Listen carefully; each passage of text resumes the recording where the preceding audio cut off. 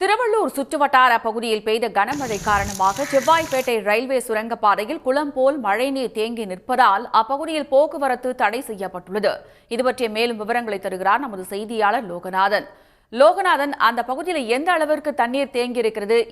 இதனால் என்ன மாதிரியான போக்குவரத்து பாதிப்பு ஏற்பட்டிருக்கிறது? லோகநாதன், வங்கக்கடலில் உருவான டிட்வா புயல் ஆனது வலுவிழந்து அது காற்றழுத்த தாழ்வு மண்டலமாக இருந்து வந்ததால் திருவள்ளூர் மாவட்டத்தில் கடந்த 4 நாட்களாக விட்டு பல்வேறு இடங்களில் கனமழையானது கொட்டி தீர்த்து வருகிறது. குறிப்பாக திருவள்ளூர் அடுத்த செவ்வாய்ப்பேட்டை பகுதியில் இந்த 4 நாட்களாக பெய்து வரும் கனமழையின் காரணமாக செவ்வாய்ப்பேட்டை பகுதியில் உள்ள ரயில்வே சுரங்கப்பாதையில் மழைநீரானது குளம்போல் தேங்கி நிற்பதால் அப்பகுதியில் போக்குவரத்தானது தடை செய்யப்பட்டிருக்கின்றது. இதனால் 5 கிராம மக்களானது 8 கிலோமீட்டர் சுற்றி செல்லும் நிலையானது இருந்து வருகிறது.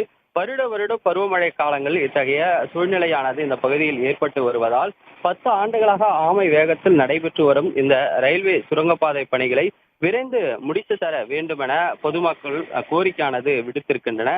தொடர்ச்சியாக இந்த 4 நாட்களாக பெய்து வரும் இந்த மழையின் காரணமாக முழங்கால் அளவில் தண்ணீர் அந்த சுரங்கப்பாதைகள் தேங்கி நிற்பதால் பொதுமக்களுக்கு செல்வதற்கு காவல்துறை தடையானது விதித்திருக்கின்றனர். இதனால் அவர்கள் திருவூர் வழியாக சென்று திருவள்ளூர் செல்லும் நிலையானது இருந்து வருகிறது. அதே போன்று தொழுவூர் வழியாக சென்று திருவள்ளூர் செல்லும் நிலையானது 8 கிலோமீட்டர் அப்பகுதி மக்கள் சுற்றி செல்லும் நிலையானது நீடித்து வருகிறது.